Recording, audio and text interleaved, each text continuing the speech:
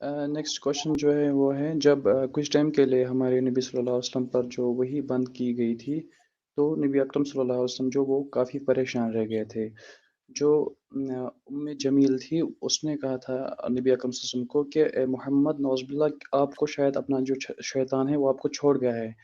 تو اللہ تعالیٰ نے جی اس کے بعد سورہ دہا کا نزول کیا. اس میں اللہ تعالیٰ نے کہا وَلَسَوْفَ يُعْطِيكَ رَبُّكَ فَتَرْضَىٰ، ان قریب تمہارا رب تجھے اتنا دے گا کہ تم خوش ہو جاؤ گے.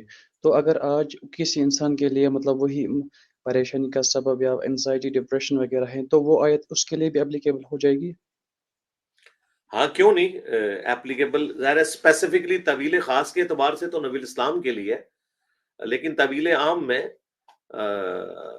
ہر وہ شخص جو اللہ تعالیٰ کی طرف سے آئی ہوئی تکلیف کے اوپر صبر کرتا ہے، اس کے لیے بھی عنقریب تو خوشخبری ہے. وَلَسَوْفَ يُعْطِيكَ رَبُّكَ فَتَرْضَىٰ، یہ ترضا نہیں ہے، یہ ضاد لفظ ہے عربی میں. دیکھیں بخاری مسلم میں حدیث ہے کہ مسلمان کو کوئی بھی دکھ، درد، اندیشہ، حتیٰ کہ اس کے پاؤں میں کانٹا بھی چبھ جائے، اس کے بدلے اللہ تعالیٰ اس کے گناہوں کو معاف کر دیتا ہے. صحیح بخاری میں حدیث ہے اللہ تعالیٰ جس کے ساتھ بھلائی کا ارادہ فرماتا ہے اسے تکلیف میں مبتلا کر دیتا ہے. صحیح بخاری میں ایک اور حدیث ہے کہ اللہ تعالیٰ فرماتا ہے میں اپنے جس بندے سے کوئی نعمت، اس کی پسندیدہ چیز چھین لوں تو اس کی جزا پھر اسے جنت ہی دوں گا. صحیح بخاری میں ایک اور حدیث ہے میں اپنے جس بندے سے آنکھیں لے لوں تو اس کی جزا پھر میرے ہاں جنت ہی ہے. پھر ایک اور حدیث ہے بخاری کے اندر کہ جب کوئی شخص بیمار ہو جاتا ہے، تکلیف میں ہوتا ہے، اور وہ اپنے نیک اعمال ویسے پرفارم نہیں کر پاتا جس طرح کے صحت کے دنوں میں کر سکتا تھا، تو وہ فرشتے جو ہوتے ہیں جو اس کے اعمال لکھتے تھے، اللہ تعالیٰ ان سے فرماتا ہے کہ بتاؤ اگر میں اسے دوبارہ سے وہ صحت دے دوں تو کیا یہ وہ سارے اعمال کرے گا؟ فرشتے کہتے ہیں کہ ایسا ہی ہوگا. تو پھر اللہ تعالیٰ فرماتا ہے کہ تم اب بھی اس کے نامہ اعمال میں وہی نیکیاں لکھتے رہو جو یہ صحت کے دنوں میں اعمال کیا کرتا تھا، اگرچہ وہ بھی کر نہیں رہا. یہ اللہ کی رحمت آپ دیکھیں، سبحان اللہ وبحمدہ عدد خلقہ ورضا نفسہ وزنۃ عرشہ ومداد کلماتہ، کہ اللہ تعالیٰ کہہ رہے ہیں اگرچہ یہ اب وہ نیکیاں نہیں کر رہا، لیکن چونکہ اس کے حالات و واقعات ایسے آئے کہ یہ وہ کچھ نہیں کر سکا، میری طرف سے حالات آئے، تو تم نامہ اعمال میں وہی نیکیاں لکھو جو یہ اس زمانے میں کیا کرتا تھا. اب یہ جو چیزیں ہیں نا، یہ اس طرح کی بہت ساری چیزیں قرآن و سنت میں انسان کے ڈپریشن کو دور کرنے کے لیے، اس کو انزائٹی سے نکالنے کے لیے، اس کے غم کو دور کرنے کے لیے کافی ہیں. اس تکلیف کو میں محسوس کر سکتا ہوں کہ میں اپنے ان دنوں کو بڑا مس کرتا ہوں جب میں یعنی فجر سے، بلکہ فجر سے بھی بہت پہلے مسجد میں جاتا تھا، اور اشراق کی نماز کے بعد سورج بلند ہو کے میں اکیلا مسجد میں بیٹھا ہوا اتنا اپنی لائف کو انجوائے کرتا تھا. لیکن اب میں کسی مسجد میں یہ نہیں کر سکتا سیکیورٹی ریزنز کی وجہ سے. میں رمضان کا کوئی اعتکاف نہیں چھوڑا کرتا تھا، لیکن اب میرے لیے وہ پاسبل نہیں رہا. اس کے علاوہ بھی کئی ایسی چیزیں تھیں جو میری زندگی سے ایک ایک کر کے نکلتی چلی گئیں اپنے حالات و واقعات کی وجہ سے.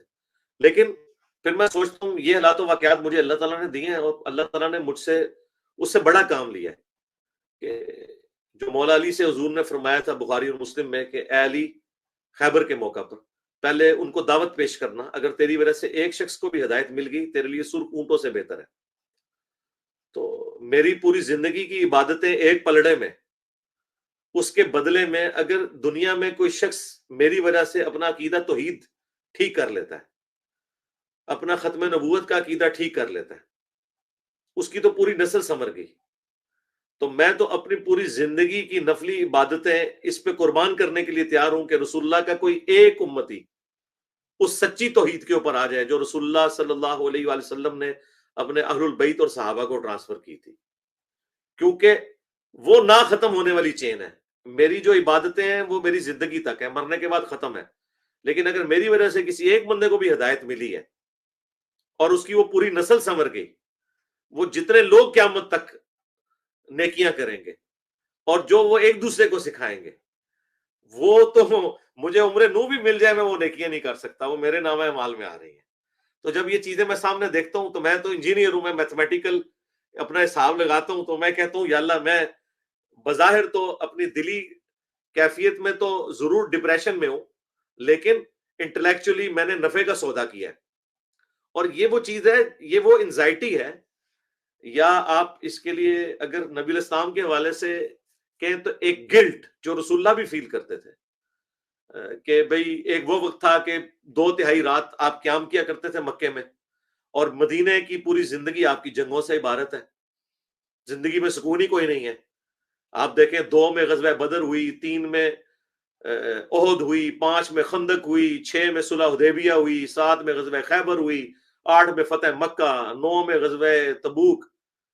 اور یہ ہر سال نئی نئی جنگیں، اور پھر اس دوران حضور کے کتنے ساتھی شہید ہوتے تھے، آپ اشکبار آنکھوں سے ان کو دفناتے تھے، پھر ان کے یتیم بچے، ان کی بیوہ عورتیں، ان ساروں کا غم حضور کے سینے میں. ٹھیک ہے، آپ کی 3 بیٹیاں فوت ہو گئیں جوان، ان کو اپنے ہاتھوں سے دفنایا.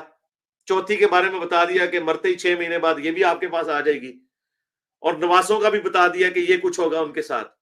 آپ رسول اللہ کے ذرا جگرا دیکھیں کہ اتنے سارے غم آپ نے اپنے سینے میں سمیٹے ہوئے. ٹھیک ہے، ان ساری تکلیفوں کے ساتھ. پھر مکے کی زندگی میں صرف قیام اللیل ہو رہا ہے مزے سے. بخاری مسلم میں حضرت ابن مسعود کہتے ہیں میں نے 70 سے زیادہ صورتیں حضور کے پیچھے سن سن کے رات کی نماز میں یاد کی ہیں. 70 سے زیادہ صورتیں قرآن کی.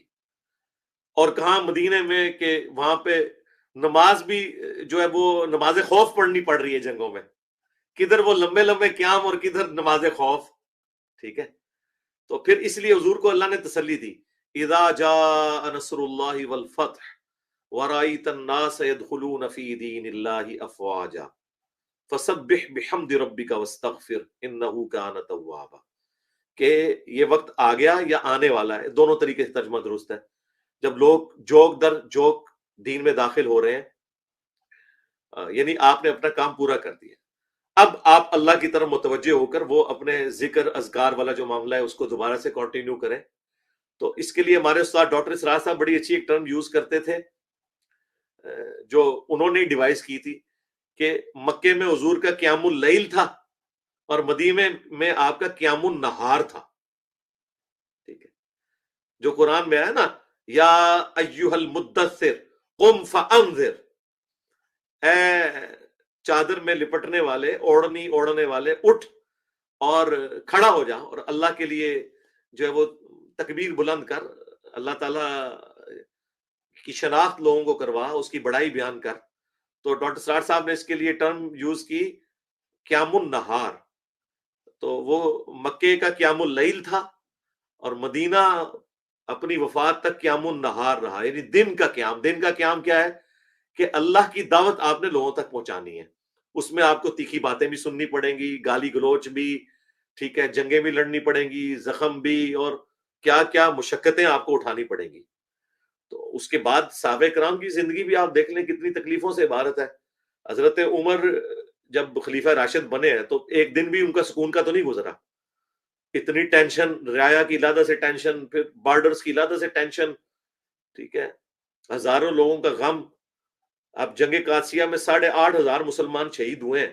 8,500 جو مسلمان شہید ہوئے ہیں، ان کی جو پیچھے فیملیز تھیں، ان کے جو بیوی بچوں والا معاملہ تھا، وہ پوری کی پوری رعایا، اس پوری رعایا کا غم کس شخص کے سینے میں تھا؟ حضرت عمر کے. تو آپ کیا سمجھ سکتے ہیں ان کی زندگی کو ریلیکس گزری ہے، غموں سے عبارت ہے. دنیا میں ان شخصیات کے اوپر موت آنا ان کی غموں کا خاتمہ ہے، ورنہ جتنا عرصہ یہ دنیا میں رہے ہیں کوئی سکون کی زندگی انہوں نے نہیں گزاری. اللہ نے انہیں صبر دیا اس تکلیف میں، لیکن بہرحال وہ زندگی ساری کی ساری غموں سے عبارت تھی. حضرت علی کی زندگی دیکھیں، غموں سے عبارت ہے. حضرت عثمان کی زندگی. تو یہ سب کے سب لوگ یعنی اتنی آسانی سے کامیابی کا جھنڈا نہیں گاڑ کے گئے، اور اللہ کے حضور کامیابی والا معاملہ. یہ ساری کی ساری چیزیں مسلمانوں کو اپنے رول ماڈل کے طور پر نبی الاسلام، ان کے اہل البیت، صحابہ، خلفائے راشدین کو دیکھنا چاہیے. ہم تو بڑے خوش نصیب ہیں کہ ہم بھی انگلی کٹا کے ان لوگوں کی صف میں شامل ہو رہے ہیں. ورنہ یقین کریں یہ امتحان کتنا بڑا تھا صحابہ کرام پہ، کہ غزوہ بدر میں ادھر باپ کھڑا ہوا ہے، سامنے بیٹا کھڑا ہوا ہے. اللہ نے ہمیں تو اس طرح نہیں آزمایا کہ ہمیں اپنے باپ کے اوپر تلوار اٹھانی پڑ جائے. تو صحابہ کرام کا نام لینا بڑا آسان ہے. اللہ تعالیٰ نے جو ان کے مراتب اتنے بیان کیے ہیں، وہ کوئی اس کو تصور نہیں کر سکتا کہ وہ کتنی تکلیفوں سے گزرے ہیں. تو ان کی تکلیفوں کو یاد کیا کریں، اہل البیت کی تکلیفوں کو یاد کیا کریں، سب سے بڑھ کر رسول اللہ کی تکلیفوں کو یاد کریں، تو یہ ڈپریشن سے نکلنا آسان ہو جائے گا. حضرت ابو ذر غفاری کو یاد کریں. ابو داؤد ترمذی میں حدیث ہے کہ اللہ تعالیٰ سب سے زیادہ تکلیف میں انبیاء کو مبتلا کرتا ہے، اس کے بعد ان لوگوں کو کرتا ہے جو انبیاء کے بعد محبوب ہوتے ہیں، اور اس کے بعد ان لوگوں پہ تکلیفیں کرتا ہے جو اس کے بعد اللہ تعالیٰ کو زیادہ محبوب ہوتے ہیں. یہ حدیث وہ ہے جو امام حاکم نے حضرت ابو ذر غفاری کے چیپٹر پہ جو انہوں نے احادیث جو ان کے بارے میں جمع کیے ہیں، اس چیپٹر کی ہیڈنگ میں سٹارٹ ہی حضرت ابو ذر غفاری کی زندگی کا اس حدیث سے لیا ہے، یہ بتانے کے لیے کہ حضرت ابو ذر غفاری جو ہے وہ انبیاء کے بعد اللہ تعالیٰ کے محبوب ترین بندوں میں سے تھے، اس لیے ان کی زندگی غموں سے عبارت تھی. تو یہ غم اور اللہ کے حضور مقام، یہ دونوں چیزیں لازم و ملزوم ہیں. یہ میں نے ٹاپک اس لیے تفصیل کے ساتھ بیان کیا کہ یہ آج کے اس ماڈرن ورلڈ میں اکثر لوگوں کا یہ مسئلہ ہے. تو اگر کوئی تکلیفیں ہوں تو رسول اللہ کو یاد کر لیا کریں، اہل البیت کو یاد کر لیا کریں، اور پھر آپ کو اپنی تکلیفیں جو ہے بہت کم نظر آئیں گی. میں تو یعنی اپنے لیے تو یہ دیکھتا ہوں، میں جب ان بڑی ہستیوں کو یاد کرتا ہوں تو میں اللہ تعالیٰ کا شکر ادا کرتا ہوں کہ ہمیں اتنی بڑی آزمائش میں نہیں ڈالا گیا، اور نہ ہم اس آزمائش کے قابل تھے. یہ کہنا بڑا آسان ہے، تیرے ہوتے جنم لیا ہوتا. ہم اس قابل ہی نہیں تھے کہ ہم اہل البیت یا صحابہ کرام جیسی قربانیاں دے سکتے. تو چلیں آج کے دور میں ہم بھی انگلی کٹا کے صحابہ اور اہل بیت کی صف میں آخری نمبر پہ بھی شامل ہو جائیں، تو ان نیک لوگوں کی شفاعت سے انشاءاللہ ہماری بھی آخرت کی منازل آسان ہو جائے گی انشاءاللہ. ٹھیک ہو گیا جی دانش بھائی؟ جی جزاک اللہ. 2 سوال ہو گیا. اللہ حافظ. فی امان اللہ.